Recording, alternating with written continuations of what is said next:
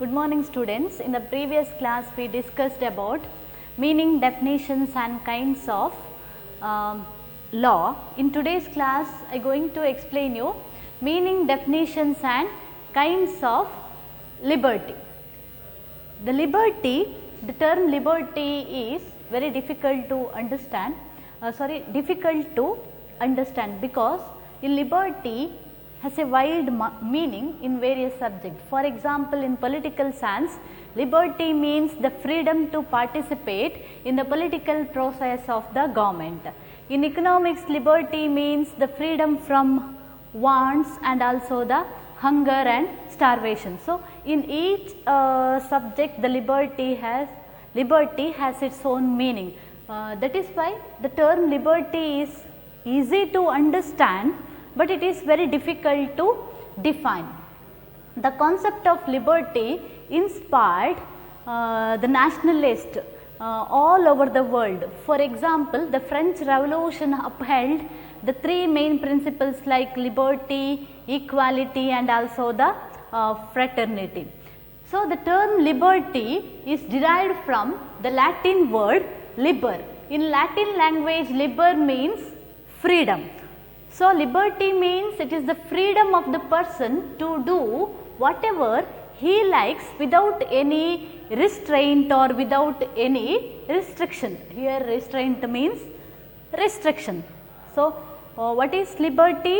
Liberty means it is the freedom of the individual to do anything what he or she likes without any restriction ಅಂತೇಳಿ. ಈಗ ಸ್ವಾತಂತ್ರ್ಯ ಅನ್ನುವಂತಹ ಕಾನ್ಸೆಪ್ಟಿನ ಬಗ್ಗೆ ನಾವು ನೋಡಿದ್ರೆ, ಸ್ವಾತಂತ್ರ್ಯ ಅಂತ ಹೇಳಿದರೆ ನಮಗೆ ಅರ್ಥ ಆಗ್ತದೆ.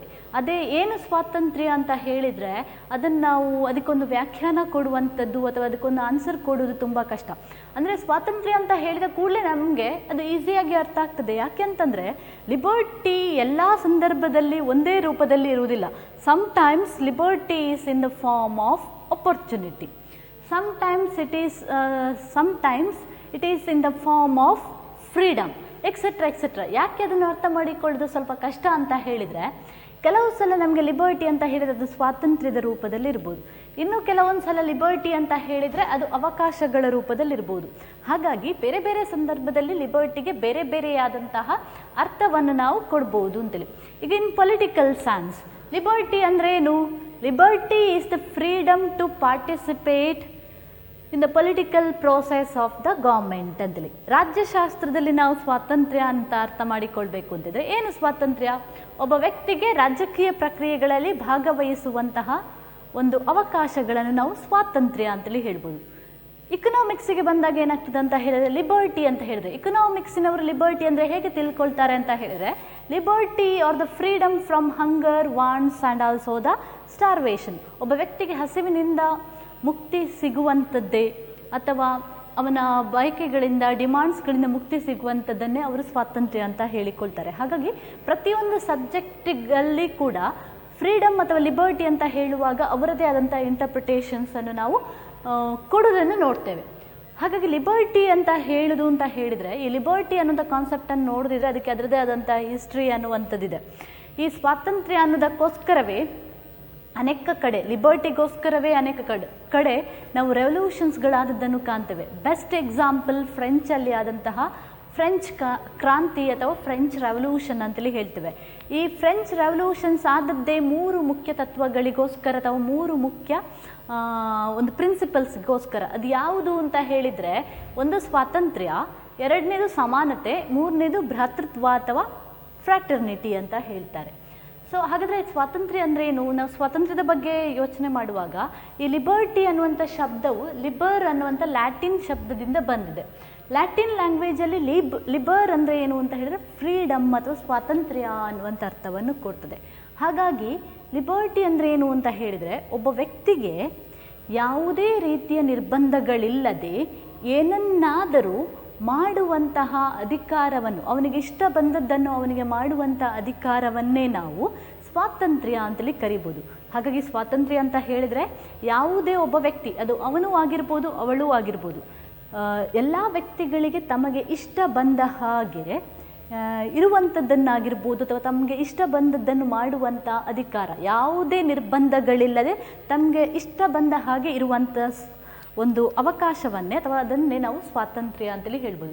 ನಮಗೆ ಇಷ್ಟ ಬಂದ ಹಾಗೆ ಬದುಕುವ ಸ್ವಾತಂತ್ರ್ಯ ಆಗಿರ್ಬೋದು, ಯಾವುದೇ ನಿರ್ಬಂಧಗಳಿಲ್ಲದೆ ನಮಗೆ ಇಷ್ಟ ಬಂದ ಹಾಗೆ ಇರೋದು. ಅದು ಕೂಡ ಏನು ತೋರಿಸ್ತದಂತ ಹೇಳಿದರೆ ಸ್ವಾತಂತ್ರ್ಯವನ್ನು ತೋರಿಸ್ತದೆ. ಈಗ for example in India we are all free to live the way we wants ಅಂತೇಳಿ.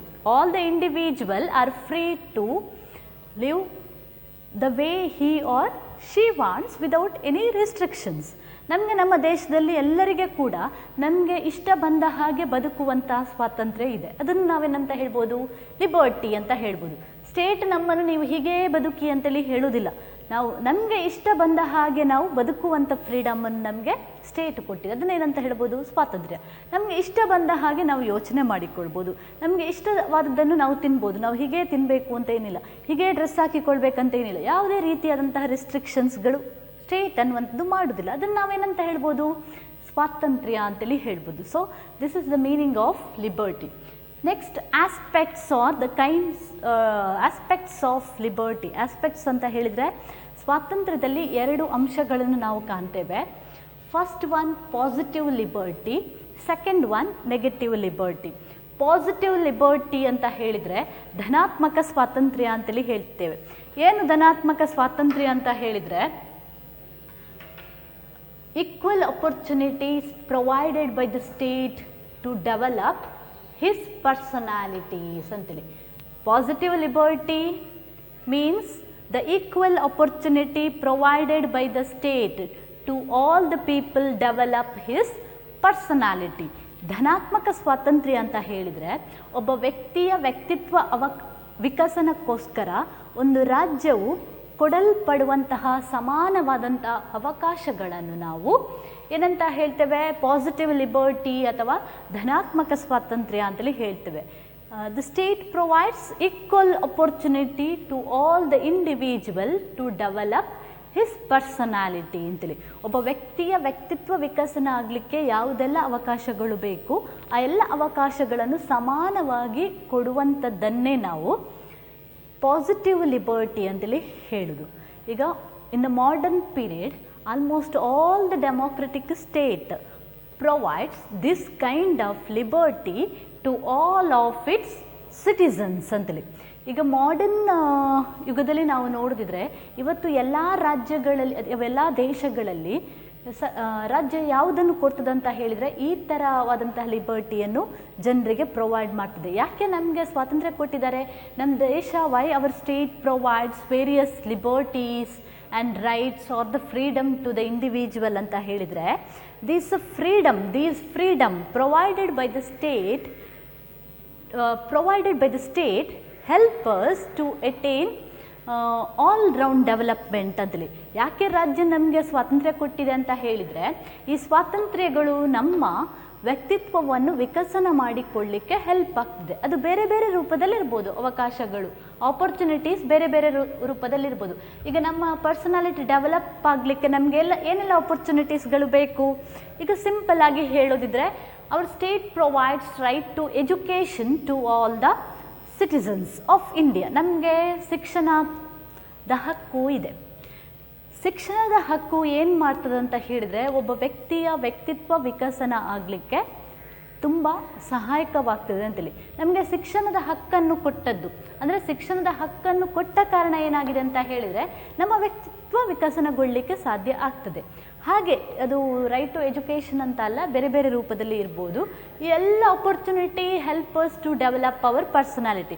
For example, freedom of speech and expression. Freedom of speech and expression also help us to develop our personality.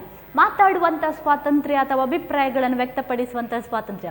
ನಾವು ಮಾತಾಡಿದರೆ ಅಥವಾ ನಮ್ಮ ಅಭಿಪ್ರಾಯಗಳನ್ನು ವಿನಿಮಯ ಮಾಡಿಕೊಂಡಾಗ ಮಾತ್ರ ನಮಗೆ ಎಷ್ಟೋ ಗೊತ್ತಿಲ್ಲದಂಥ ವಿಷಯಗಳು ಗೊತ್ತಾಗಲಿಕ್ಕೆ ಸಾಧ್ಯ ಆಗ್ತದೆ, ಹಾಗೂ ಇನ್ನೊಬ್ಬರಿಗೆ ಗೊತ್ತಿಲ್ಲದಂಥ ವಿಷಯಗಳು ನಮ್ಮಿಂದ ಗೊತ್ತಾಗಲಿಕ್ಕೆ ಕೂಡ ಸಾಧ್ಯ ಆಗ್ತದೆ. ನಾವು ದಿವಸಲೂ ಒಂದೊಂದು ವಿಷಯಗಳನ್ನು ಹೀಗೆ ಕಲಿತುಕೊಂಡೆವು ಅಂತ ಹೇಳಿದರೆ ಏನರ್ಥ ಅಂತ ಹೇಳಿದರೆ, ನಮ್ಮ ಜ್ಞಾನ ವೃದ್ಧಿ ಆಗ್ತದೆ ಹಾಗೂ ನಮ್ಮ ಪರ್ಸನಾಲಿಟಿ ಕೂಡ ಡೆವಲಪ್ ಅನ್ನುವಂಥದ್ದು ಆಗ್ತದೆ. ಅದಾಗಬೇಕು ಅಂತ ಇದ್ದರೆ ಏನು ಬೇಕು ನಮಗೆ? ಸ್ವಾತಂತ್ರ್ಯ. ಮಾತಾಡುವಂಥ ಸ್ವಾತಂತ್ರ್ಯ ಕೂಡ ಬೇಕು, ಅಭಿಪ್ರಾಯವನ್ನು ವ್ಯಕ್ತಪಡಿಸುವಂಥ ಸ್ವಾತಂತ್ರ್ಯ ಕೂಡ ಇರಬೇಕು. ಈಗ ಇಂಡಿಯಾದಲ್ಲಿ ನಾವು ತಗೊಂಡ್ರೆ we are all free to express our views and also views ಅಂತಿಲ್ಲ, ಅದು ಫಾರ್ ಆಗಿರ್ಬೋದು, ಎಗೇನ್ಸ್ಟ್ ಆಗಿರ್ಬೋದು, ಪರವಾಗಿ ಆಗಿರ್ಬೋದು, ವಿರುದ್ಧವಾಗಿ ಆಗಿರ್ಬೋದು, ನಾವೆಲ್ಲರಿಗೆ ಕೂಡ ಮುಕ್ತವಾಗಿ ನಮ್ಮ ಅಭಿಪ್ರಾಯಗಳನ್ನು ಹಂಚಿಕೊಳ್ಳುವಂತಹ ಸ್ವಾತಂತ್ರ್ಯ ಅನ್ನುವಂಥದ್ದಿದೆ. ಯಾಕೆ ಈ ಎಲ್ಲ ಸ್ವಾತಂತ್ರ್ಯ ಕೊಟ್ಟಿದ್ದಾರೆ ಅಂತ ಹೇಳಿದ್ರೆ, ಒಬ್ಬ ವ್ಯಕ್ತಿಯ ವ್ಯಕ್ತಿತ್ವ ವಿಕಸನ ಆಗಬೇಕು. ಒಬ್ಬ ವ್ಯಕ್ತಿಗೆ ಮಾತಾಡುವಂಥ ಸ್ವಾತಂತ್ರ್ಯ ಇಲ್ಲ, ಅಭಿಪ್ರಾಯವನ್ನು ವ್ಯಕ್ತಪಡಿಸುವಂಥ ಸ್ವಾತಂತ್ರ್ಯ ಇಲ್ಲ ಅಂತ ಹೇಳಿದರೆ, ಅಥವಾ ಶಿಕ್ಷಣ ಪಡೆಯುವಂಥ ಸ್ವಾತಂತ್ರ್ಯ ಇಲ್ಲ ಅಂತ ಹೇಳಿದರೆ ಅವನ ಪರ್ಸನಾಲಿಟಿ ಡೆವಲಪ್ ಆಗಲಿಕ್ಕೆ ಸಾಧ್ಯ ಇಲ್ಲ. This is what positive liberty advocates, ಇದನ್ನೇ ಪಾಸಿಟಿವ್ ಲಿಬರ್ಟಿ ಹೇಳುದು. ಸೊ ಪಾಸಿಟಿವ್ ಲಿಬರ್ಟಿ ಅಂದ್ರೆ ಏನು? It provide all the opportunities will help the individual to attain the all round development. Next second one is negative liberty. Negative liberty means it is the freedom to do whatever he or she likes. That is why this liberty is called as a negative liberty. Negative liberty means the freedom to do anything whatever he or she likes. This kind of liberty was existed in the ancient period ಅಂತೇಳಿ, ಅದಕ್ಕೆ ಇದನ್ನು negative ಅಂತ ಹೇಳಿದ್ರು. ಈ negative liberty ಏನು ಹೇಳ್ತದೆ? ಯಾರಿಗೆ ಹೇಗೆ ಬೇಕಾದರೂ ಹಾಗೆ ಇರುವಂಥ ಸ್ವಾತಂತ್ರ್ಯ. ಕೆಲವು ಸಲ ನಮಗೆ ಬೇಕಾದ ಹಾಗೆ ನಾವು ಇರ್ತೇವೆ ಅಂತ ಹೇಳಿದರೆ ಏನಾಗ್ತದೆ ಅಂತ ಹೇಳಿದರೆ, ಅದು ನಮಗೆ ಸ್ವಾತಂತ್ರ್ಯ ಅಂತ ಅನ್ನಿಸ್ಬೋದು, ಬೇರೆಯವರಿಗೆ ಏನಂತ ಅನ್ನಿಸ್ತದೆ ಅಂತ ಹೇಳಿದರೆ ಪನಿಷ್ಮೆಂಟ್ ಅನ್ನುವಂಥದ್ದಾಗ್ಬೋದು. ನಮಗೆ ಬೇಕಾದ ಹಾಗೆ ನಾವು ಇರ್ತೇವೆ ಅಂತ ಹೇಳಿದರೆ ಅದರಿಂದ ಏನಾಗ್ತದೆ, ಇನ್ನೊಬ್ಬರಿಗೆ ಪ್ರಾಬ್ಲಮ್ಮೇ ಆಗ್ಬೋದು. ಹಾಗಾಗಿ ಈ ಥರ ಲಿಬರ್ಟಿ ಅನ್ನುವಂಥದ್ದು ನಾವು ಇವತ್ತು ಕಾಣುವುದಿಲ್ಲ. ಇದು ಹಿಂದೆ ಇತ್ತು, ತುಂಬ ಪ್ರಾಚೀನ ಕಾಲದಲ್ಲಿ ಇದು ಇತ್ತು, negative liberty. So negative liberty means the freedom to do whatever he or she likes. Next definitions of liberty. First definition is Universal Declaration of Human Rights. UDHR says that, according to UDHR or Universal Declaration of Human Rights, liberty is the power of man to do anything that does not injure others antale. Negative liberty says that whatever he likes without any restriction, but UDHR says that liberty is the freedom of the man or the power of the man to do anything, but at the same time his freedom does not injure others ಅಂತೇಳಿ. UDHRನ ಪ್ರಕಾರ ಸ್ವಾತಂತ್ರ್ಯ ಅಂದರೆ ಏನು? ಒಬ್ಬ ವ್ಯಕ್ತಿಗೆ ಏನನ್ನಾದರೂ ಮಾಡುವಂಥ ಅಧಿಕಾರ, ಆದರೆ ಅವನ ಅಧಿಕಾರವು ಇನ್ನೊಬ್ಬರಿಗೆ ಹಾನಿ ಮಾಡುವ ರೀತಿಯಲ್ಲಿ ಇರಬಾರ್ದು ಅಂತೇಳಿ. ಇದೇ ಮೋಸ್ಟ್ ಇಂಪಾರ್ಟೆಂಟ್ UDHR. ನಮಗೆ ಹೇಗೆ ಬೇಕಾದ ಹಾಗೆ ಇರ್ಬೋದು, ಆದರೆ ನಾವು ಹೇಗೆ ಬೇಕಾದರೂ ಹಾಗೆ ಬದುಕೋದ್ರಿಂದಾಗಿ ಸಮಾಜಕ್ಕೆ ಆಗಿರ್ಬೋದು ಇನ್ನೊಬ್ಬರಿಗೆ ತೊಂದರೆ ಆಗದೇ ಇರುವುದನ್ನೇ ನಾವು ಸ್ವಾತಂತ್ರ್ಯ ಅಂತೇಳಿ ಹೇಳೋದು. ಈಗ ಮಾಡರ್ನ್ ಸ್ಟೇಟ್ಸ್ ಎಲ್ಲ ಈ ಥರವಾದಂಥ ಲಿಬರ್ಟಿಯನ್ನು ಕೊಡೋದು. ನಮಗೆ ಹೇಗೆ ಬೇಕಾದರೂ ನಾವು ಫ್ರೀಡಮ್ ಇರ್ಬೋದು, ಆದರೆ ನಾನು ಆಗ ಹೇಳಿದೆ we have A freedom of speech and expression ಅಂತೇಳಿ. ನಮಗೆ ಏನನ್ನಾದರೂ ಬೇಕಾದರೂ ಮಾತಾಡುವಂಥ ಸ್ವಾತಂತ್ರ್ಯ. ಆದರೆ ನಮಗೆ ಮಾತಾಡುವಂಥ ಸ್ವಾತಂತ್ರ್ಯ ಇದೆ, ರೈಟ್ ಟು ಕ್ರಿಟಿಸೈಸ್ ಇದೆ, ಟೀಕೆ ಮಾಡುವಂಥ ಸ್ವಾತಂತ್ರ್ಯ ಇದೆ ಅಂತ ಹೇಳಿದರೆ ನಮ್ಮ ಟೀಕೆಗಳು, ನಮ್ಮ ಮಾತುಗಳು ಇನ್ನೊಬ್ಬನ ಘನತೆಗೆ ಧಕ್ಕೆ ತರುವ ರೀತಿಯಲ್ಲಿ ಇರಬಾರ್ದು. ಅದು ಆ ಥರ ಇದ್ರೆ ಏನಾಗ್ತದೆ ಅಂತ ಹೇಳಿದ್ರೆ ಅದು ಅಪರಾಧ ಅಂತ ಅನಿಸ್ಕೊಳ್ತದೆ. ಯಾಕಂತಂದರೆ ಅವನು ನಮ್ಮ ಮೇಲೆ ಮಾನನಷ್ಟ ಮೊಕದ್ದಮೆಯನ್ನು ಹಾಕ್ಬೋದು. ಇದೇ ರೀತಿಯಲ್ಲಿ ಹೇಳೋದು, ನಮ್ಮ ಫ್ರೀಡಮ್ ಇನ್ನೊಬ್ಬನಿಗೆ ಪ್ರಾಬ್ಲಮ್ ಅನ್ನುವಂಥದ್ದನ್ನು ಕ್ರಿಯೇಟ್ ಮಾಡಬಾರ್ದು. ಅದನ್ನೇ ನಾವೇನು ಹೇಳೋದು ಅಂತ ಹೇಳಿದ್ರೆ liberty. Next one, characteristics of liberty. First characteristics of liberty is, liberty implies the presence of certain conditions which are essential for the development of the personality. First characteristics of liberty is, liberty are those conditions which are essential for the all round development of the individual. ಅಂದರೆ ಸ್ವಾತಂತ್ರ್ಯ ಯಾವುದಕ್ಕೆ ತುಂಬ ಅಗತ್ಯ ಅಂತ ಹೇಳಿದರೆ, ಒಬ್ಬ ವ್ಯಕ್ತಿಯ ವ್ಯಕ್ತಿತ್ವ ವಿಕಸನ ಆಗಬೇಕು ಅಂತ ಇದ್ದರೆ ಸ್ವಾತಂತ್ರ್ಯ ಅನ್ನುವಂಥದ್ದು ಪ್ರತಿಯೊಬ್ಬರಿಗೂ ಅತಿ ಅಗತ್ಯ. Next second characteristics of liberty is, it thrives best when rights are guaranteed to all without any discrimination on the basis of the caste, colour, creed, religion and sex ಅಂತೇಳಿ. Liberty becomes best when the rights are guaranteed to all the people equally without any discrimination on the basis of caste, color, creed, religion, sex ಅಂತೇಳಿ. ಅಂದರೆ ಸ್ವಾತಂತ್ರ್ಯ ಯಾವತ್ತೂ ಕೂಡ ಹೆಚ್ಚು ಪರಿಣಾಮಕಾರಿಯಾಗುವುದು ಯಾವಾಗ ಅಂತ ಹೇಳಿದರೆ, ಯಾವುದೇ ರೀತಿಯ ತಾರತಮ್ಯ ಮಾಡದೆ, ಅದು ಜಾತಿಯ ಮೇಲೆ ಆಗಿರ್ಬೋದು, ಧರ್ಮದ ಮೇಲೆ ಆಗಿರ್ಬೋದು, ಲಿಂಗದ ಮೇಲೆ ಆಗಿರ್ಬೋದು, ವರ್ಣದ ಮೇಲೆ ಆಗಿರ್ಬೋದು, ಯಾವುದೇ ರೀತಿ ತಾರತಮ್ಯ ಮಾಡದೆ ಎಲ್ಲರಿಗೆ ಸಮಾನವಾಗಿ ಕೊಟ್ಟಾಗ ಸ್ವಾತಂತ್ರ್ಯ ಹೆಚ್ಚು ಪರಿಣಾಮಕಾರಿ ಆಗ್ಬೋದು ಅಂತೇಳಿ. ಯಾಕಂತಂದರೆ ಒಬ್ಬೊಬ್ಬರಿಗೆ ಒಂದೊಂದು ರಿಲಿಜನ್ ಅವರಿಗೆ ಒಂದೊಂದು ಥರ ಫ್ರೀಡಮ್ ಕೊಡ್ತಾ ಹೋದರೆ ಒಬ್ಬರಿಗೆ ಫ್ರೀಡಮ್ ಆಗ್ತದೆ, ಅದು ಇನ್ನೊಬ್ಬರಿಗೆ ಪನಿಷ್ಮೆಂಟ್ ಅನ್ನುವಂಥದ್ದು ಆಗ್ತದೆ. Next third one, liberty is the opportunity. Next third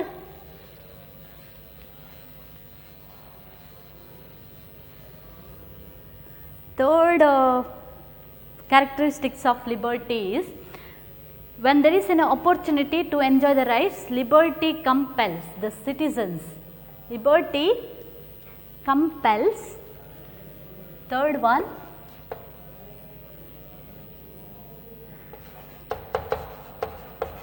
liberty compels the citizens to perform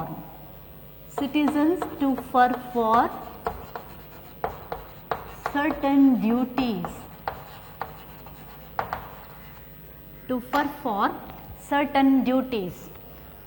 Liberty compels the citizens to perform certain duties. Liberty becomes more effective when the individual discharges certain liberties or the responsibility. Otherwise it becomes ineffective ಅಂತೇಳಿ. ಯಾವಾಗಲೂ ಸ್ವಾತಂತ್ರ್ಯ ಹೆಚ್ಚು ಪರಿಣಾಮಕಾರಿ ಅಂತ ಅನಿಸೋದು ಯಾವಾಗ ಅಂತ ಹೇಳಿದರೆ, ಒಬ್ಬ ವ್ಯಕ್ತಿ ಕೆಲವೊಂದು ಜವಾಬ್ದಾರಿಗಳನ್ನು ನಿಭಾಯಿಸಿದಾಗ ಮಾತ್ರ ಅಂತೇಳಿ. ನಾವು ಕೇವಲ ಸ್ವಾತಂತ್ರ್ಯವನ್ನು ಎಂಜಾಯ್ ಮಾಡ್ತೇವೆ, ಯಾವುದೇ ಜವಾಬ್ದಾರಿಯನ್ನು ನಿರ್ವಹಿಸೋದಿಲ್ಲ ಅಂತ ಹೇಳಿದರೆ ಆಗ ಅದನ್ನು ನಾವು ಸ್ವಾತಂತ್ರ್ಯ ಅಂತೇಳಿ ಹೇಳಲಿಕ್ಕೆ ಸಾಧ್ಯ ಆಗೋದಿಲ್ಲ. For example, our state provides right to education to all the people or the citizens. When this right becomes effective, when the individual discharges certain responsibilities or the certain duties. ಅಂದರೆ ಏನು ಅಂತ ಹೇಳಿದರೆ, ಈಗ ನಮಗೆ ಶಿಕ್ಷಣದ ಹಕ್ಕು ಇದೆ. ಆ ಶಿಕ್ಷಣದ ಹಕ್ಕು ಯಾವಾಗ ಇಫೆಕ್ಟಿವ್ ಆಗ್ತದೆ? ಮಕ್ಕಳಿಗೆ ಓದುವಂಥ ಅಧಿಕಾರ ಇದೆ ಅಂತ ಹೇಳಿದರೆ, ನಮ್ಮ ಓದುವ ಹಕ್ಕು ಯಾವಾಗ ಪರಿಣಾಮಕಾರಿ ಆಗ್ತದೆ ಅಂತ ಹೇಳಿದರೆ, ನಾವೊಂದು ಕೆಲವೊಂದು ಜವಾಬ್ದಾರಿಗಳನ್ನು ನಿಭಾಯಿಸಿದಾಗ. ಸ್ಕೂಲಿಗೆ ಹಾಕಿದ ಕೂಡಲೇ ನಮಗೆ ಶಿಕ್ಷಣ ಸಿಗ್ತದೆ ಅಂತೇಳಿ ಹೇಳಲಿಕ್ಕಾಗೋದಿಲ್ಲ. ಸ್ಕೂಲಿಗೆ ಹೋಗುವುದು ಎಷ್ಟು ಇಂಪಾರ್ಟೆಂಟೋ, ಸ್ಕೂಲಲ್ಲಿ ಹೇಳಿದಂತಹ ಕೆಲಸಗಳು, ಕೆಲವೊಂದು ಡ್ಯೂಟಿಗಳು, ಫಾರ್ ಎಕ್ಸಾಂಪಲ್ ನೋಟ್ಸ್ ಓದೋದಾಗಿರ್ಬೋದು, ಬರೆಯುವುದಾಗಿರ್ಬೋದು, ಇದೆಲ್ಲ ಜವಾಬ್ದಾರಿಗಳನ್ನು ಮಾಡಿದಾಗ ಏನಾಗ್ತದೆ, ನಮ್ಮ ಶಿಕ್ಷಣದ ಹಕ್ಕು ಇಫೆಕ್ಟಿವ್ ಆಗೋದು, ನಾವು ಜಾಸ್ತಿ ಮಾರ್ಕ್ಸ್ ತಗೊಳ್ಳಿಕ್ಕಾಗೋದು ಅಥವಾ ಡಿಸ್ಟಿಂಕ್ಷನ್ಸ್ ತಗೊಳ್ಳಿಕ್ಕಾಗೋದು, ನಾವು ಏನು ಯೋಚನೆ ಮಾಡಿರ್ತೇವೆ ಅದನ್ನು ಫುಲ್ಫಿಲ್ ಮಾಡಲಿಕ್ಕಾಗೋದು. ಇಲ್ಲ ಅಂತ ಇದ್ದರೆ ಏನಾಗ್ತದೆ ಅಂತ ಹೇಳಿದರೆ, ನಮಗೆ ಕೊಟ್ಟಂಥ ಹಕ್ಕುಗಳು ಕೂಡ, ನಾವು ಓದಲಿಲ್ಲ ಬರೀಲಿಲ್ಲ ಅಂತ ಹೇಳಿದರೆ ಏನಾಗ್ತದೆ, ನಮಗೆ ಕೊಟ್ಟಂಥ ರೈಟ್ ಟು ಎಜುಕೇಷನ್ ಏನಾಗಿ ಬಿಡ್ತದೆ ಅಂತ ಹೇಳಿದರೆ ಇನ್ಎಫೆಕ್ಟಿವ್ ಅನ್ನುವಂಥದ್ದು ಆಗಿಬಿಡ್ತದೆ. Next fourth one, liberty and laws are closely related. Liberty and law, liberty and law are closely related. Liberty and laws are closely related, or liberty and laws are interdependent. Without the liberty, law has no meaning. In the absence of the law, liberty has no meaning ಅಂತೇಳಿ. ಎರಡೂ ಕೂಡ ಕಾನ್ಸೆಪ್ಟ್ಗಳು ಒಂದನ್ನೊಂದು depend ಆಗಿಕೊಂಡಿರೋದು. ಯಾಕೆಂತ ಹೇಳಿದರೆ, ಲಾ ಇಲ್ಲ ಅಂತ ಹೇಳಿದರೆ ಸ್ವಾತಂತ್ರ್ಯಕ್ಕೆ ಅರ್ಥವೇ ಇರೋದಿಲ್ಲ. ಯಾಕೆ ಹಾಗೆ ಹೇಳ್ತೇವೆ ಅಂತ ಹೇಳಿದರೆ, ಲಾ ಇದ್ದಾಗ ಮಾತ್ರ ಒಂದು ಸಮಾಜದಲ್ಲಿ ಪೀಸ್ ಆ್ಯಂಡ್ ಆರ್ಡರ್ ಇರ್ತದೆ. ಯಾವ ಸಮಾಜದಲ್ಲಿ ಪೀಸ್ ಆ್ಯಂಡ್ ಆರ್ಡರ್ ಇರ್ತದೆ ಅಲ್ಲಿ ಮಾತ್ರ ಎಲ್ಲರಿಗೆ ಸ್ವಾತಂತ್ರ್ಯ ಎಂಜಾಯ್ ಮಾಡಲಿಕ್ಕಾಗೋದು. ಈಗ ಒಬ್ಬ ಪುವರ್ ಪರ್ಸನಿಗೂ ಕೂಡ ಅವನ ಸ್ವಾತಂತ್ರ್ಯವನ್ನು ಎಂಜಾಯ್ ಮಾಡಬೇಕು ಅಂತ ಹೇಳಿದರೆ, the state should have the peace and order ಅಂತಿಲ್ಲ. ಅದಿಲ್ಲ ಅಂತ ಇದ್ದಾಗ ಅದನ್ನು ಎಂಜಾಯ್ ಮಾಡಲಿಕ್ಕೆ ಆಗೋದಿಲ್ಲ. Next last one, liberty is against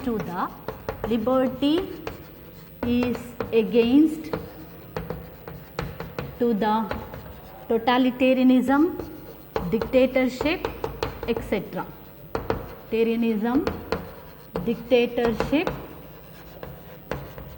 etc.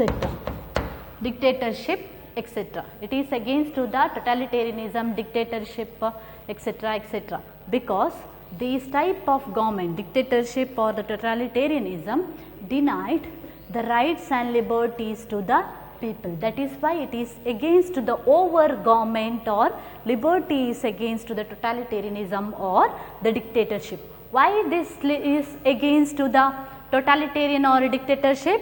In dictatorship, dictators denied the rights and liberties to the people ಅಂತಲಿ. ಈಗ ಸ್ವಾತಂತ್ರ್ಯ ಅನ್ನುವಂಥದ್ದು ನಿರಂಕುಶವಾದಗಳಿಗೆ ವಿರುದ್ಧವಾಗಿರುವುದು. ಯಾಕೆ ವಿರುದ್ಧವಾಗಿರುವುದು ಅಂತ ಹೇಳಿದರೆ, ಈಗ ನಮ್ಮದು ಡೆಮೋಕ್ರಸಿ ಆಗಿರುವ ಕಾರಣ our state provides various rights and liberties to us. ಆದರೆ ನೀವು ಡಿಕ್ಟೇಟರ್ಶಿಪ್ ತಗೊಂಡ್ರೆ, ನಿರಂಕುಶವಾದ ಸರ್ಕಾರವನ್ನು ತಗೊಂಡ್ರೆ ಏನಾಗ್ತದೆ, ಡಿಕ್ಟೇಟರ್ಶಿಪ್ಪಲ್ಲಿ ಪೀಪಲ್ಗೆ ಯಾವುದೇ ರೀತಿಯ ರೈಟ್ಸ್ಗಳು ಇರುವುದಿಲ್ಲ, ಲಿಬರ್ಟೀಸ್ಗಳು ಇರುವುದಿಲ್ಲ. ಅವನು ಮಾತಾಡೋದು ಹೇಗೆ ಮಾತಾಡಬೇಕು, the way he speak, the way he live, the way he think, all these are decided by the dictator. ಒಂದು ಡಿಕ್ಟೇಟರ್ಶಿಪ್ ಇರುವ ಕಡೆಗೆ ಹೇಗೆ ಬದುಕಬೇಕು, ಏನನ್ನು ತಿನ್ನಬೇಕು, ಹೇಗೆ ಡ್ರೆಸ್ ಹಾಕಿಕೊಳ್ಬೇಕು, ಹೇಗೆ ಯೋಚನೆ ಮಾಡಬೇಕು, ಇದನ್ನೆಲ್ಲ ಯಾರು ಡಿಸೈಡ್ ಮಾಡ್ತಾರೆ, ಡಿಕ್ಟೇಟರ್. ಆದರೆ ಹಾಗಾಗಿ ಡಿಕ್ಟೇಟರ್ ಅನ್ನುವಂಥದ್ದು ಯಾವತ್ತೂ ಕೂಡ ಅದು ಸ್ವಾತಂತ್ರ್ಯಕ್ಕೆ ವಿರುದ್ಧವಾಗಿರುವುದು. ಯಾಕಂತಂದರೆ ಡಿಕ್ಟೇಟರ್ಶಿಪ್ಪಲ್ಲಿ ಯಾವುದೇ ರೀತಿಯ ಸ್ವಾತಂತ್ರ್ಯಗಳನ್ನು ಜನರಿಗೆ ಕೊಡಲಾಗುವುದಿಲ್ಲ. Only in democracy it provides various types of liberties and rights to the individual. So these are the characteristics of liberty. Next, kinds of liberty. Next one,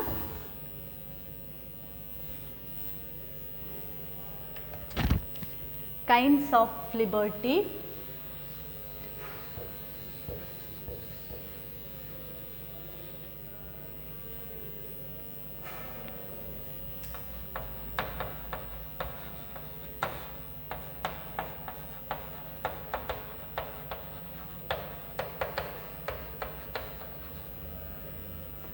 Natural, first type of liberty is natural liberty. Natural liberty was existed in the pre-political stage. It existed in the pre-political stage. Before the creation of the state, this type of liberty was existed in the society. So the natural liberty implies that the freedom of the individual to do anything whatever he likes without any restrictions. Natural liberty means it is the freedom of the individual to do anything whatever he or she likes without any restrictions. So this kind of liberty was existed before the creation of the state. That stage was called as a pre-political stage antali. First liberty, natural liberty. ಇವತ್ತು ಈ ಥರವಾದಂಥ liberty ನಾವು ಕಾಣಲಿಕ್ಕೆ ಸಾಧ್ಯ ಇಲ್ಲ. ಯಾಕೆಂತಂದರೆ ಈ ಥರ liberty ಇದ್ದದ್ದು ಯಾವಾಗ ಅಂತ ಹೇಳಿದರೆ ಸ್ಟೇಟ್ ಬರುವುದಕ್ಕಿಂತ ಮುಂಚೆ. ಅಂದರೆ ನ್ಯಾಚುರಲ್ ಲಿಬರ್ಟಿ ಏನು ಹೇಳ್ತದೆ ಅಂತ ಹೇಳಿದರೆ, ನಾನು ಆವಾಗಲೇ ಹೇಳಿದ ಹಾಗೆ ಹೇಗೆ ಬೇಕಾದರೂ ಬದುಕುವಂತಹ ಸ್ವಾತಂತ್ರ್ಯ ಆಗಿರ್ಬೋದು, ಹೇಗೆ ಬೇಕಾದರೂ ಇರುವಂತಹ ಸ್ವಾತಂತ್ರ್ಯ. ಈ ಹೇಗೆ ಬೇಕಾದರೂ ಇರುವಂತಹ ಸ್ವಾತಂತ್ರ್ಯ ಏನು ಮಾಡ್ತಿತ್ತು ಅಂತ ಹೇಳಿದರೆ, it creates chaos, confusions or the anarchy in the society. ಈ ಥರವಾದ ಸ್ವಾತಂತ್ರ್ಯ ಅಲ್ಲಿ ಏನನ್ನು ಸೃಷ್ಟಿ ಮಾಡಿತ್ತು ಅಂತ ಹೇಳಿದರೆ, ಅರಾಜಕತೆಯನ್ನು ಸೃಷ್ಟಿ ಮಾಡಿತ್ತು. So to end this anarchy in the later years the state was came into existence ಅಂತೇಳಿ. ಈ ಥರ ಸ್ವಾತಂತ್ರ್ಯ ಇದ್ದಾಗ ಏನಾಗಿತ್ತು ಅಂತ ಹೇಳಿದರೆ, ಅರಾಜಕತೆ ಅನ್ನುವಂಥದ್ದಿತ್ತು, ಪೂವರಿಗೆ ಬದುಕುವಂಥ ಸ್ವಾತಂತ್ರ್ಯಗಳೇ ಇರಲಿಲ್ಲ. ಹಾಗಾಗಿ ಆ ಅರಾಜಕತೆಯನ್ನು ಎಂಡ್ ಮಾಡಲಿಕ್ಕೆ ಸ್ಟೇಟ್ ಅನ್ನುವಂಥದ್ದು ಬಂತು.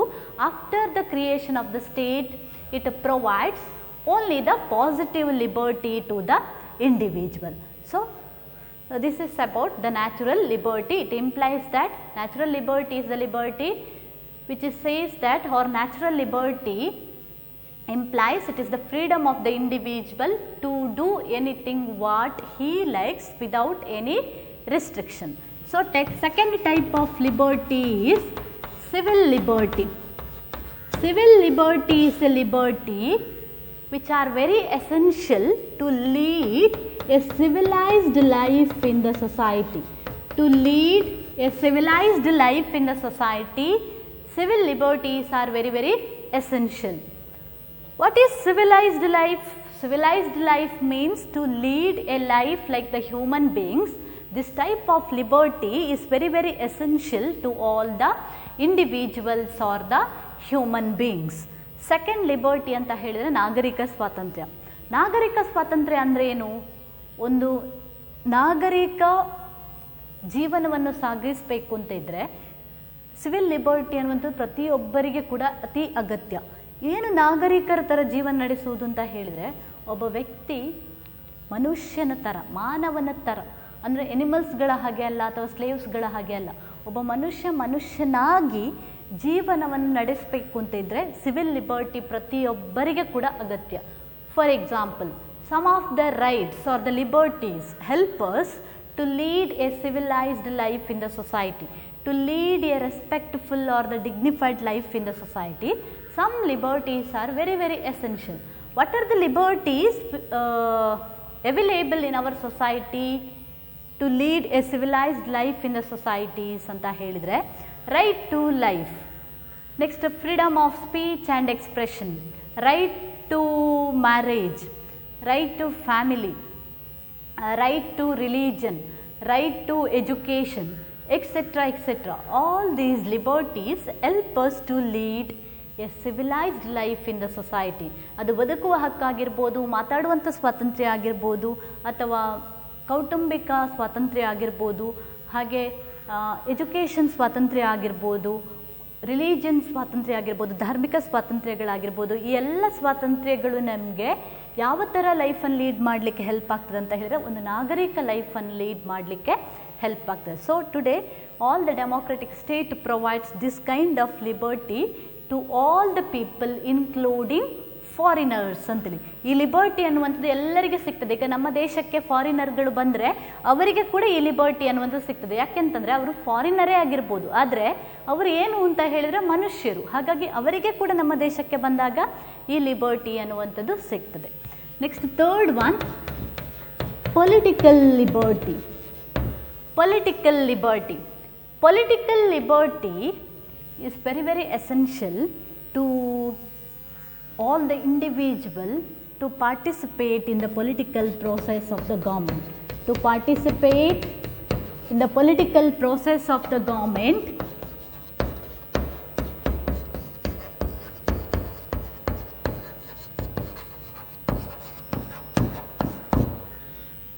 participate in the political process of the government, the political rights are or the political liberties are very very essential to all the individual.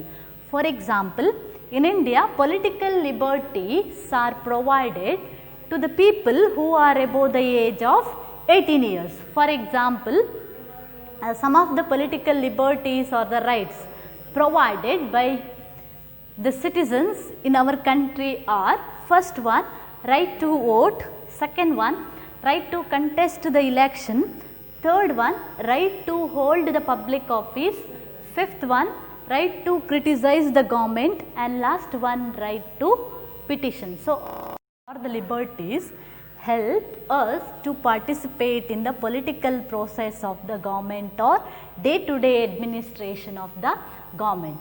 So in India, political liberties are provided the people who are above the age of 18 years. ಯಾಕೆಂತಂದರೆ ಈ political liberty ಎಲ್ಲರಿಗೆ ಸಿಗುವುದಿಲ್ಲ. Civil liberties ಅನ್ನುವಂಥದ್ದು ಎಲ್ಲರಿಗೆ ಕೊಡಲಾಗ್ತದೆ, ಆದರೆ political liberties ಎಲ್ಲರಿಗೆ ಸಿಗುವುದಿಲ್ಲ. Political liberty ಸಿಗಬೇಕು ಅಂತಿದ್ರೆ ಅವರಿಗೆ 18 ಇಯರ್ಸ್ ಅನ್ನುವಂಥದ್ದು ಆಗಿರಬೇಕು. ಅಂದರೆ ಈ ಪೊಲಿಟಿಕಲ್ ಲಿಬರ್ಟೀಸ್ ಯಾರಿಗೆ ಮಾತ್ರ ಸಿಗ್ತದೆ ಅಂತ ಹೇಳಿದ್ರೆ ಸಿಟಿಸನ್ಸ್ ಆದವರಿಗೆ ಮಾತ್ರ. ಈಗ ಫಾರ್ ಎಕ್ಸಾಂಪಲ್ ಆಗಿ ಹೇಳೋದಿದ್ರೆ ನಮ್ಮಲ್ಲಿ 5 ಟೈಪ್ಸ್ ಆಫ್ ಪೊಲಿಟಿಕಲ್ ಲಿಬರ್ಟೀಸ್ ಅಥವಾ ರೈಟ್ಸ್ ಅನ್ನುವಂಥದ್ದು ಇದೆ. ಇದು ಯಾವುದು ಅಂತ ಹೇಳಿದರೆ, ರೈಟ್ ಟು ವೋಟ್ ಅಂತೇಳಿ ಫಸ್ಟ್ ಒನ್, ಮತದಾನ ಮಾಡುವ ಹಕ್ಕು. Second one, right to contest the election, ಚುನಾವಣೆಗಳಲ್ಲಿ ಪಾಲ್ಗೊಳ್ಳುವಂಥ ಅವಕಾಶ. Third one, right to hold public office, ಸಾರ್ವಜನಿಕ ಉದ್ಯೋಗವನ್ನು ಹೊಂದುವಂಥ ಅಧಿಕಾರ. Fourth one, right to criticise the government, ಸರ್ಕಾರವನ್ನು ಟೀಕೆ ಮಾಡುವಂತಹ ಸ್ವಾತಂತ್ರ್ಯ. Last one, right to petition ಅಥವಾ ದೂರನ್ನು ಕೊಡುವಂಥ ಅಧಿಕಾರ. ಎಲ್ಲ ಅಧಿಕಾರಗಳು ನಮಗೆ ಯಾವುದಕ್ಕೆ ಹೆಲ್ಪ್ ಮಾಡ್ತದೆ ಅಂತ ಹೇಳಿದರೆ, ರಾಜಕೀಯ ಪ್ರಕ್ರಿಯೆಗಳಲ್ಲಿ ಭಾಗವಹಿಸಲಿಕ್ಕೆ ನಮಗೆ ಅವಕಾಶಗಳನ್ನು ಕೊಡ್ತದೆ. ಹಾಗಾಗಿ in India all the citizens R involve or participate in the political process of the government through these 5 political liberties or the political rights. Next, fourth type of liberty is economic liberty. Fourth one, economic liberty.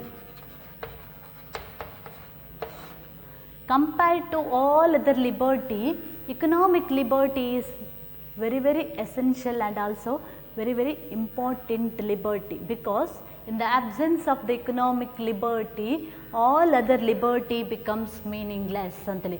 ನಾವು ಆರ್ಥಿಕ ಸ್ವಾತಂತ್ರ್ಯಕ್ಕೆ ಜಾಸ್ತಿ importance ಕೊಡ್ಬೋದು. ಯಾಕೆಂತಂದರೆ ಒಬ್ಬ ವ್ಯಕ್ತಿಗೆ ಆರ್ಥಿಕ ಸ್ವಾತಂತ್ರ್ಯ ಇಲ್ಲ ಅಂತ ಹೇಳಿದರೆ ಉಳಿದೆಲ್ಲ ಸ್ವಾತಂತ್ರ್ಯಗಳು ಏನಾಗ್ತದೆ ಅಂತ ಹೇಳಿದರೆ ಅದು ಮೀನಿಂಗ್ಲೆಸ್ ಆಗಿಬಿಡ್ತದೆ, ಅರ್ಥವನ್ನು ಕಳ್ಕೊಳ್ತದೆ. ಯಾಕೆ ಅಂತ ಹೇಳಿದರೆ economic liberty provides the opportunity to the individual to fulfill his basic needs like food, cloth and also the shelter.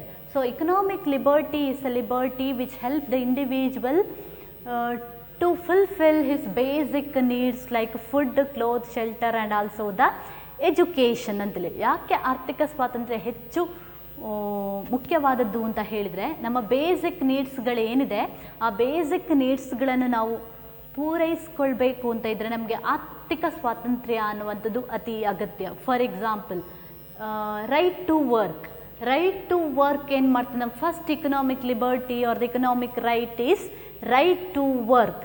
In India, right to work is provided to all the people who are above the age of 40 years ಅಂತೇಳಿ. 14 ವರ್ಷಕ್ಕಿಂತ ಮೇಲ್ಪಟ್ಟವರಿಗೆ ಎಲ್ಲರಿಗೆ ಕೂಡ ಕೆಲಸ ಮಾಡುವಂಥ ಹಕ್ಕುಗಳಿದೆ. We are free to profess or practice any kind of profession. ನಾವು ಯಾವುದೇ ರೀತಿಯ ಉದ್ಯೋಗಗಳನ್ನು ಮಾಡ್ಬೋದು. ಇದೇ ರೀತಿಯ ಉದ್ಯೋಗವನ್ನು ಮಾಡಬೇಕಂತ ಏನಿಲ್ಲ. ಈ ನಮಗೆ ಕೆಲಸ ಮಾಡುವಂಥ ರೈಟನ್ನು ಕೊಟ್ಟಿರುವ ಕಾರಣ ಅಥವಾ ಸ್ವಾತಂತ್ರ್ಯವನ್ನು ಕೊಟ್ಟ ಕಾರಣ ನಾವೇನು ಮಾಡ್ತೇವೆ ಅಂತ ಹೇಳಿದರೆ ಕೆಲಸ ಮಾಡ್ತೇವೆ. ಆ ಕೆಲಸ ಮಾಡೋದ್ರಿಂದ ನಮಗೇನು ಸಿಗ್ತದೆ ಅಂತ ಹೇಳಿದ್ರೆ ವೇಜಸ್ ಆರ್ ದ ಸ್ಯಾಲರಿ. ಈ ವೇಜಸ್ ಮತ್ತು ಸ್ಯಾಲರಿಯ ಮೂಲಕ ನಾವು ಏನು ಮಾಡಿಕೊಳ್ತೇವೆ ಅಂತ ಹೇಳಿದರೆ ನಮ್ಮ ಬೇಸಿಕ್ ನೀಡ್ಸ್ ಆದಂತಹ ಫುಡ್, ಕ್ಲೋತ್ ಆ್ಯಂಡ್ ಶೆಲ್ಟರನ್ನು ನಮಗೆ ಪೂರೈಸಿಕೊಳ್ಳಲಿಕ್ಕೆ ಆಗ್ತದೆ. ಸೊ ಅದಿದ್ದಾಗ ಮಾತ್ರ ಉಳಿದ ಲಿಬರ್ಟೀಸ್ ಅನ್ನುವಂಥದ್ದು ಇಫೆಕ್ಟಿವ್ ಆಗಲಿಕ್ಕೆ ಸಾಧ್ಯ. That is why economic liberties are very, very essential. Example for the economic liberties are right to work, right to participate in the management of industries, minimum hours of work, right to rest and leisure, etc. etc. ದುಡಿಯುವ ಹಕ್ಕು, ವಿಶ್ರಾಂತಿಯ ಅಥವಾ ವಿರಾಮದ ಹಕ್ಕು, ಒಂದು ಫ್ಯಾಕ್ಟ್ರಿಯಲ್ಲಿ ಇಂತಿಷ್ಟೇ ಕೆಲಸ ಮಾಡುವಂಥ ಹಕ್ಕು, ಹಾಗೆ ಫ್ಯಾಕ್ಟ್ರಿಯ ಮ್ಯಾನೇಜ್ಮೆಂಟಲ್ಲಿ ಪಾರ್ಟಿಸಿಪೇಟ್ ಮಾಡುವಂಥ ಹಕ್ಕುಗಳು, ಎಲ್ಲ ಹಕ್ಕುಗಳು very very essential to fulfil our basic needs. Last liberty is national liberty. National liberty means it is the freedom of the nation. Freedom of the nation. Freedom of the nation. India became an independent country on 15th August 1947. On that day, India free from the control of the British government. Freedom or the independence to the nation or independence is very, very essential both in the internal matters and also the external matters. When nation become independent, then only it attain progress in all the field. That is why internal freedom and also the external freedom both are very, very important. So independence or the freedom help the nations to attain the all round development ಅಂತೇಳಿ. ರಾಷ್ಟ್ರೀಯ ಸ್ವಾತಂತ್ರ್ಯ ಅಂತ ಹೇಳಿದ್ದು ರಾಷ್ಟ್ರಕ್ಕೆ ಸಂಬಂಧಪಟ್ಟದ್ದು. ಒಂದು ರಾಷ್ಟ್ರಕ್ಕೆ ಇರುವಂತಹ ಸ್ವಾತಂತ್ರ್ಯವನ್ನೇ ನಾವು ರಾಷ್ಟ್ರೀಯ ಸ್ವಾತಂತ್ರ್ಯ ಅಂತೇಳಿ ಹೇಳ್ತೇವೆ. ಯಾಕೆ ರಾಷ್ಟ್ರಕ್ಕೆ ಸ್ವಾತಂತ್ರ್ಯ ಬೇಕು ಅಂತ ಹೇಳಿದರೆ ನಾವು ಇಂಡಿಯಾವನ್ನೇ ಒಂದು ಎಕ್ಸಾಂಪಲ್ ಆಗಿ ತಗೊಂಡು ಹೇಳಲಿಕ್ಕಾಗ್ತದೆ. ಯಾಕಂತಂದರೆ before 1947 and after 1947 when we analyze the situations, economic, political and also the other condition of the nation, we understand the importance of the independence or the national independence are the national liberty ಅಂತೇಳಿ. ನಾವು ನಮ್ಮದೇ ದೇಶವನ್ನು example ಆಗಿ ತಗೊಂಡು ಹೇಳೋದಿದ್ರೆ 1947ಗಿಂತ ಮುಂಚೆ ಭಾರತದ condition ಮತ್ತು 1947 ನಂತರದ ಭಾರತದ ಕಂಡೀಷನ್, ಅದರಲ್ಲೂ ಕೂಡ ಇತ್ತೀಚಿನ ದಿನಗಳಲ್ಲಿ ಭಾರತದ conditions on the economic field, political field, cultural etcetera, educational field. ಇದನ್ನು ನಾವು ಕಂಪೇರ್ ಮಾಡಿದಾಗ ಗೊತ್ತಾಗ್ತದೆ ಆ ಇಂಡಿಪೆಂಡೆನ್ಸ್ ಅನ್ನುವಂಥದ್ದು ಎಷ್ಟು ಅಗತ್ಯ ಅಂತೇಳಿ. ಇಂಡಿಯಾದ ಇಕನಾಮಿಕ್ ಕಂಡೀಷನ್ 1947ಗಿಂತ ಹಿಂದೆ ಏನಾಗಿತ್ತು ಮತ್ತು at present what is the condition of India in all the field ಅಂತೇಳಿ ಹೇಳಿದಾಗ ಇವತ್ತು ಇಂಡಿಯಾ ಅನ್ನುವಂಥದ್ದು ಒಂದು ಎಮರ್ಜಿಂಗ್ ಪವರ್ ಅನ್ನುವಂಥದ್ದು ಆಗ್ತಾ ಇದೆ. ಯಾಕೆ ಆಗಲಿಕ್ಕೆ ಸಾಧ್ಯ ಆಗಿದೆ ಅಂತ ಹೇಳಿದರೆ ಅದಕ್ಕೆ ಇಂಡಿಪೆಂಡೆನ್ಸ್ ಅನ್ನುವಂಥದ್ದು, ಆ ಸ್ವಾತಂತ್ರ್ಯ ಅನ್ನುವಂಥದ್ದು ಭಾರತಕ್ಕೆ ಎಲ್ಲ ವಲಯದಲ್ಲೂ ಕೂಡ ಇಂಡಿಪೆಂಡೆನ್ಸನ್ನು ಅಟೈನ್ ಮಾಡಲಿಕ್ಕೆ ಪ್ರೋಗ್ರೆಸ್ಸನ್ನು ಅಟೈನ್ ಮಾಡಲಿಕ್ಕೆ ಹೆಲ್ಪ್ ಆಗಿದೆ. So this is about the last liberty, that is the national liberty. So in today's class we discussed meaning, definitions, aspects of liberty, characteristics of liberty and the types of liberty. In next concept, that is the equality, meaning, definitions, characteristics of equality and what are the types of equality. All these will be discussed in the next class. Thank you.